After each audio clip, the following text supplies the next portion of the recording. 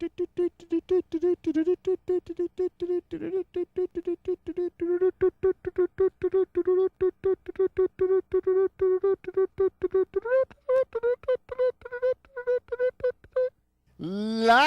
from New York, it's ASN News with Anchorman Bob. This just in, George Bush has been assassinated. But forget that boring story. Let's get to the real meat and potatoes. Geometry. We have just discovered bees make hives in a hexagonal shape. But I bet you already knew that. Let me tell you why they build their homes in a hexagon shape. It is because hexagons tile easily. These squares shown here fit together perfectly with no gaps. That is what I mean by tile. Not all polygons fit together so well. Some, like heptagons and octagons, do not. Others, like triangles and rectangles, love to make lovely tiles together. Triangles are good for tiling because the angles inside are all factors of 360 degrees. A factor is a number that can be multiplied by another number to make 360 degrees. Polygons that don't factor to 360 degrees, such as pentagons, heptagons, and octagons, cannot tile. Do you know what an angle is? Angle is the measurement in degrees of a turn, a width of a wedge, or the space between two things that are connected at one point. For instance, 0 degrees is the starting point of a circle. 90 degrees is 1/4 of a circle. 180 degrees is half of a circle, creating a straight line. And 360 degrees is a complete circle. Let's look at the components of triangles, quadrilaterals, squares, rectangles, and parallelograms, pentagons, hexagons, heptagons, and octagons. To explain, let's go to our expert in the field, Professor Pans. Okay, now I will tell you about the components of every polygon just said. Okay, we will start off with the equilateral triangle. The equilateral triangle has 360-degree angles in each of its angle spots, as shown here. The angle sum for the equilateral triangle is 180 degrees. If it is not 180 degrees that all the angles add up to, it is not officially a triangle. Now, squares and rectangles. They have 90-degree angles in each of their angle spots, and the angle sum is 360 degrees. And they are not officially a square or a rectangle if they do not have an angle sum of 360 degrees. A parallelogram have two sets of same angles. See, the opposite angle on each corner is the same angle as shown here. But they still have an angle sum of 360 degrees since they are quadrilateral, which is any four-sided figure that is a polygon, technically. Now, the pentagon is 108 degrees for its angle on the inside. It has an angle sum of 540 degrees, but it's not tiled. The hexagon has an interior angle of 120 degrees. The angle sum is 720 degrees. The heptagon, the seven-sided shape, rarely known, has a very odd interior angle of 128.6 degrees. Very odd. But then the angle sum is 900 degrees, a common number. That's kind of odd, don't you think? Finally, the octagon, with an interior angle of 135 degrees. It has an angle sum of 1080 degrees. And now, I will show you around this house the different polygons that I have just explained in their natural habitat. Come on, let's go.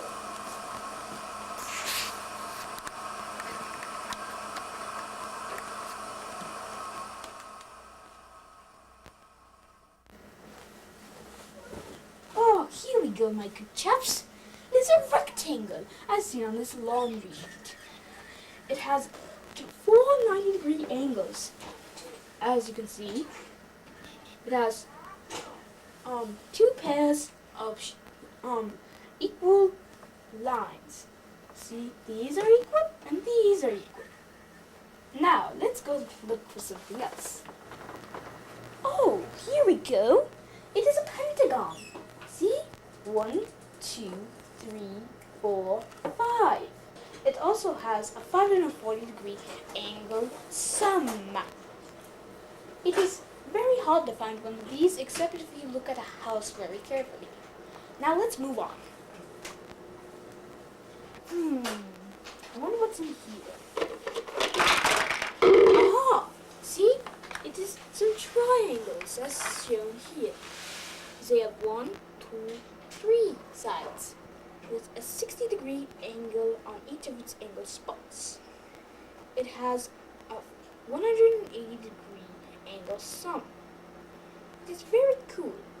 It is also known for, in this block shape, as a triangular prism. So it can be, when you look at it head on, it looks like a triangle. When you look at it from the side, it looks like a square. But it's actually a prism. Isn't that interesting? Now let's go see what Ahoy, mateys! It is a hexagon with its magical six-sided shaped form. It has a 120-degree angle on each of its angle spots. It also has a 720-degree angle sum. By the way, have you noticed that these are weights? I see my little flabby. Let's work out. 1 and 2 and 3 and 4.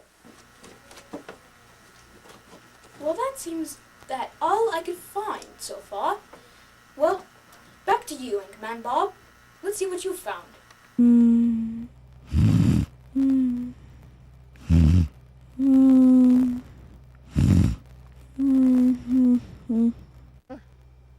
Who are you?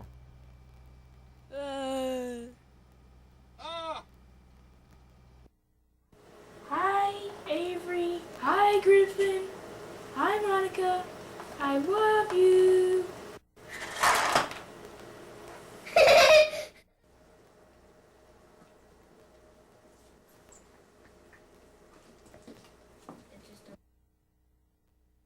The end.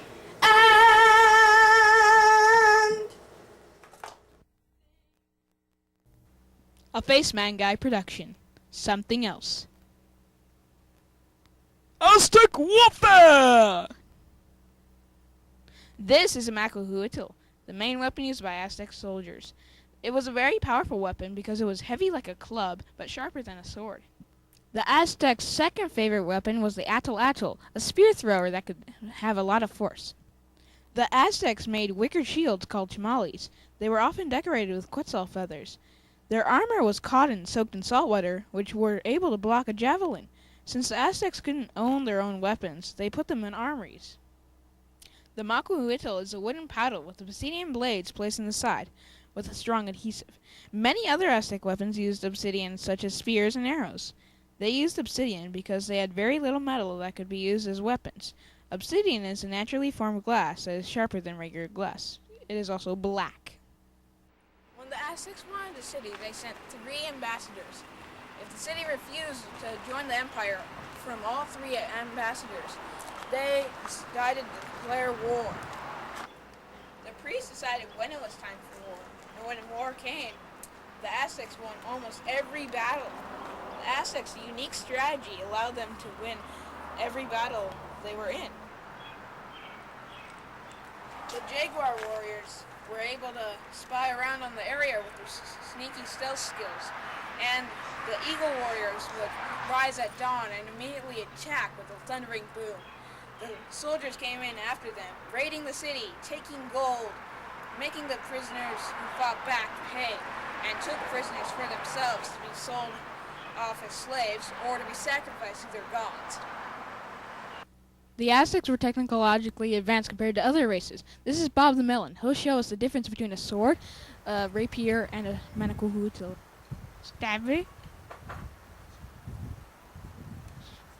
Stab. Stab. Chop. Chop. Chop. Chop. Chop. Chop. Ooh, Bob, you took a beating. Okay, smash time. Yeah, smash! Ow! Oh no, not the face! No, not the face! Oh God, no! Oh!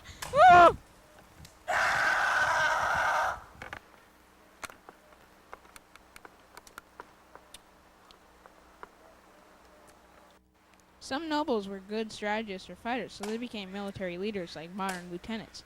There were some warriors known as Eagle and Jaguar warriors. Eagle warriors were high guards, and Jaguar warriors were scouts and strong warriors. There were also lots of warriors that made up the bulk of the army. They were made from the people of the city. The Aztecs used charms like a finger or a strand of hair, which were supposed to bring safety in battle. My artifact shows that the Aztecs were a very warfaring race. It is very likely that the Aztecs fought the Mayans and the Incas, and it is very certain that they fought the Spanish. Today we have alloy swords, which are much more powerful than their predecessors, and we have them in much more variety than just the locals. So they are much more powerful. I think that the Macuhuitl is an important piece in Aztec culture. Without it, they would have never been the great conquerors of Mesoamerica. I've learned a lot, and it's been a great project doing this.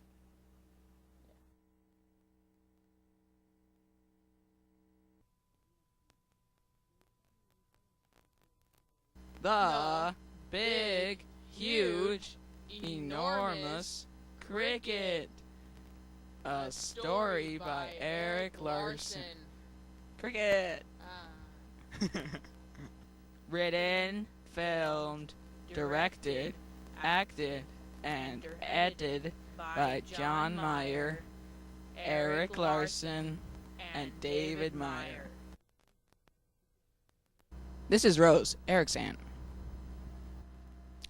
This is Mom. This is Eric. He's happy. This is Molly. This is Ken. He's Eric's dad. In Idaho, Eric Larson and his family go to Idaho and find a giant cricket. What will happen? Da-da-da. Holy crap! Don't worry. Calm down. We're not gonna fall. I want to get out and walk. What? Stop.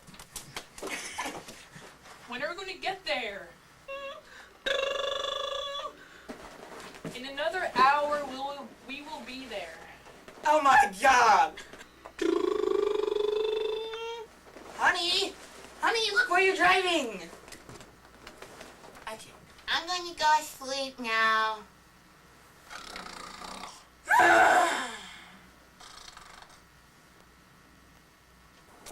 Cool! Look!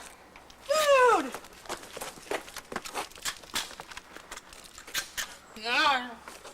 Now let's go for a while at the park.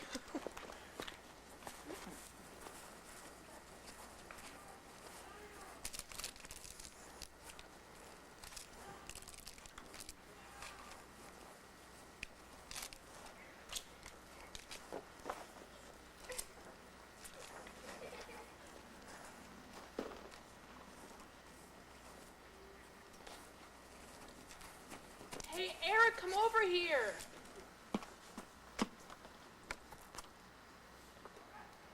Look, a giant cricket! Ew! I'm gonna bring it home. No! Yes. Later at the airport. Bye, Molly. Cricket! Where did it go? I don't know!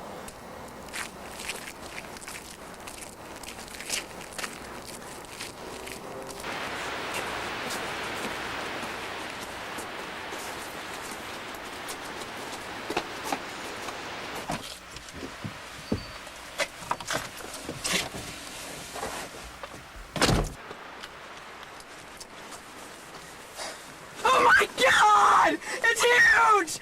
Oh my god, it's huge! It's gonna kill me! Oh my god! Oh my god, it's huge! It's icky! The end.